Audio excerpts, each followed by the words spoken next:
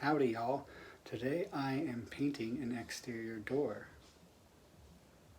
I'll show you how. It's probably hard to see, but you gotta get these pins out of the hinges. And the way I do it is I get a nail punch, and just carefully tap them up with the hammer. I can't hold the phone and do it at the same time. Otherwise I would show you. But it's pretty simple. Just be careful not to hit the tile floor or wood floor with your hammer. After you get them tapped up and they're coming up like that, you can grab them with your hands, but they're usually covered in grease, and then your hands get covered in grease. So a lot of the times I can carefully just grab it with your hammer and pull it up like that, and then you don't even have to touch them. You just set them all down in the same spot and then just repeat. Do all three. Carefully open the door. It'll want to fall off the hinges.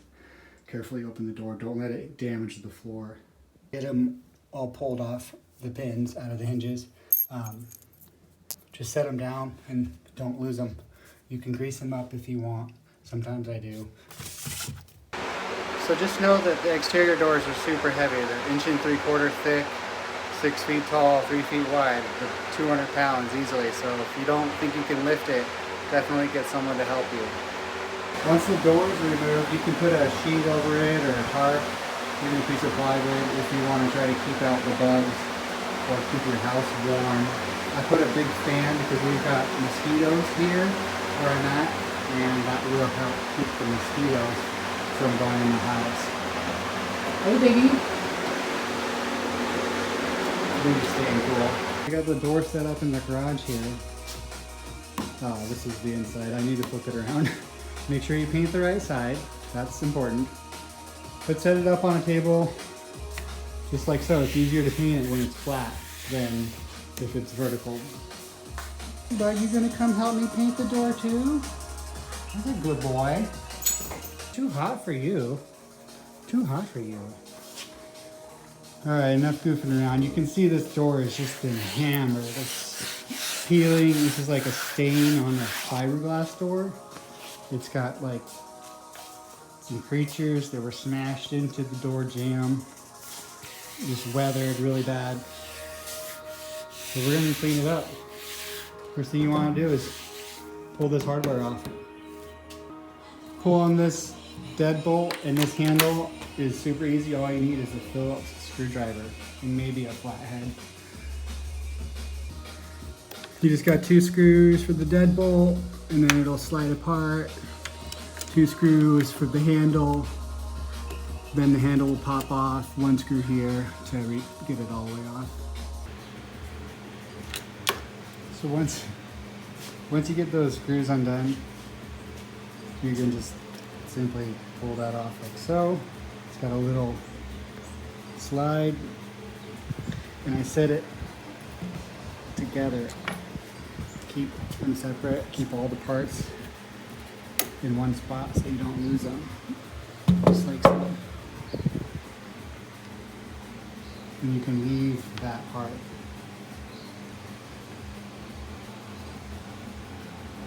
I just noticed this little piece of metal. This is a part of the lock mechanism, and you can see all these wood, metal shavings. That means that this thing is worn out and might need to be replaced. So what I'm doing now is I'm just cleaning this up. There's like some geckos that were smashed into the door. Super gross. I just got a sandpaper. This is actually 80 grit, which is pretty heavy. You could use something lighter. And I'm just scraping them down. It's so gross.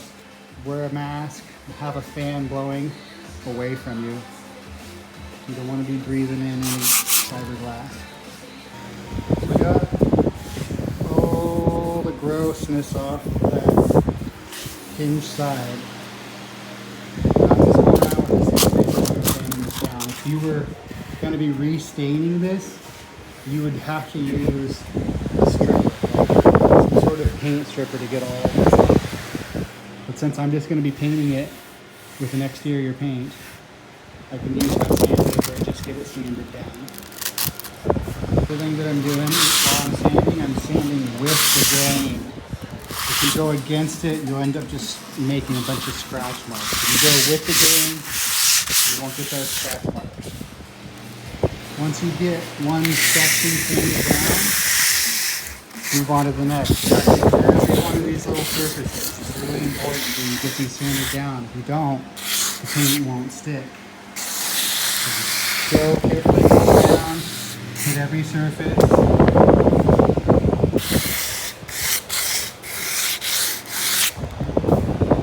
Just be patient, work your way around, and you'll have a better product in the end. Okay, so I decided to get out an air compressor and this little sprayer and blow this bad boy off. But before I tape, I'm going around with my chisel and very carefully running it along the side there and picking up a bunch of gunk. A lot of the times there'll be like some coffee or you kind of see it. You want to get that cleaned out before you put the tape down. Okay, so a couple tips when you're putting tape down. On the edge, I roll it over like that, and then what I'll do is I'll get a flat scraper and put it in tight like so. And you just simply get your razor knife and cut it off. Also, if you roll up onto the edge of this with your tape, what happens is you'll see it when you pull it off. You'll see the brown underneath whatever color you're doing. So you're almost better off to go past it a little bit. You can kind of see there. Because then what'll end up happening is you'll just paint just that tiny part of the glass. And it'll actually look better than if you pull it off and see the old paint underneath, if that makes any sense. So when you go to cut this, make sure you have a brand new blade. Make sure it's nice and sharp. Start in the corner, kind of poke it in, and slide it across, just like that. Doing a nice paint job is definitely tricky and can be time consuming, but just take your time and you'll have a better product. Okay, so I've gone around and sanded the whole door. You just gotta hit every single surface. It's really hard when there's all these little surfaces to hit, but just try to get your sandpaper in there as best you can. I even come along with my chisel and we'll carefully just kind of run it along in each one of these grooves, like that, and a bunch of paint can come off. Once you get it all looking pretty good, blow it off with your compressor. Okay, so what I just did is I went around with a scrub brush and I scrubbed in here, tried to get off any more of the loose paint that I could get off of there. And then I went around with a wet rag and just wiped everything down. Do an initial wipe to get all that dust and dirt off of it. Okay, so I've gone around and I've sanded this bad boy down. She's nice and smooth, she's looking real good. Next thing you want to do is get out the paint. Okay, so since these hinges were squeaking a lot, I'm gonna go ahead and grease them up a little bit. I got this stuff from an auto parts store. And simply just screw a little bit on there, and then it's fine. So make sure you're using a good brush. I've had this one for years. It's a Rooster 2-inch, 2.5, 2-inch. And yeah, if the homeowner gives you a shitty brush or the coworker gives you a shitty brush, don't use it. Use a good brush. So I taped off the bottom little weather stripping so that doesn't get painted, and I taped along the edge here because I'm not going to paint this edge. So if you look, I kind of rolled it down over just a tiny bit. I don't care about the top if it gets hit, but I did tape this side also. I'm just painting this front face. So when you first start painting, start with the glass surround, which is this piece.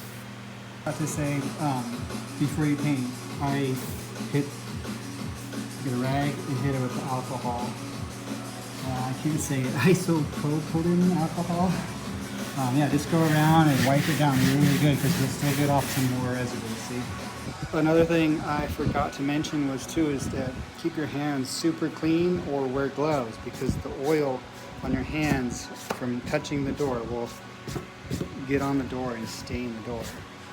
You don't want that. Keep them hands clean. Okay, I'm still waiting for this alcohol to dry. It won't take very long because it's like super hot here. Once it's dry, start hitting that trim. So as you can see, I'm using red paint. When you get to these corners, work your way out of the corner. If you go into the corner, you're just gonna have a big blob of paint right there. So the trick is to just work your way out. So one of the tricks my dad taught me many years ago is have a lot of paint on your brush.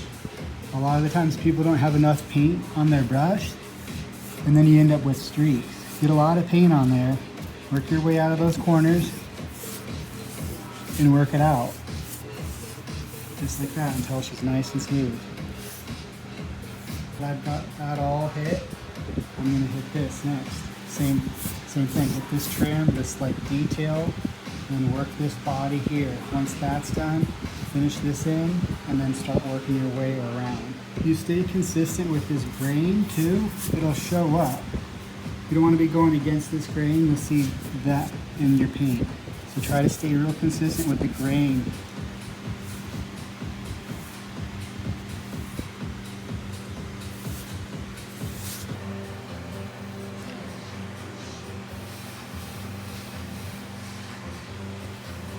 Okay, we've got this looking pretty good. Luckily this paint is really high quality and will lay flat. I want to work this bottom here, going with the grain. Working my way off that grain and working my way this way with that grain. Again, make sure you got lots of paint on your brush. A good painter will watch his paint lay down, and he'll listen to his paint. I know that sounds silly. You listen to your brush, you watch your paint lay down. Another little trick is it's always good to have a wet rag. I just got a little bit of extra paint on there. If you have a wet rag, you can just wipe it right off, no problem. Okay, so I got it all painted. It's looking real nice. The next thing you want to do is pull the tape off while the paint is still wet. That way it won't pull the dry paint off later. My hair's looking good. So carefully get in there and grab that tape and carefully pull it off. So there she is. It's already drying. It's so hot here. As you can see, it leaves a nice clean line when you pull that tape off. Just gotta let her dry. Put that hardware back on and she's set. So if you've got a nice brush, remember to rinse it out. I usually do it in a sink because it's easy. Just make sure you don't do it in a sink that can be stained, like a natural sink. This sort of sink is fine. It will not stain. So there you have it, guys. You know, you just want to do a paint job. Just get the stuff and take your time and just paint it. Just do it. You can do it. What are you doing? So another little trick is when you go to tap these caps or the tops back on, sometimes there's paint in there, and if you hammer it down, it'll splatter all over. So what I do is I throw a rag. It doesn't have to be dirty. This one's dirty. And then that way if it splatters, it just hits that rag and doesn't go everywhere.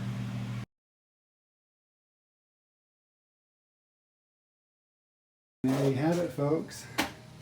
Beautiful red door. Love it.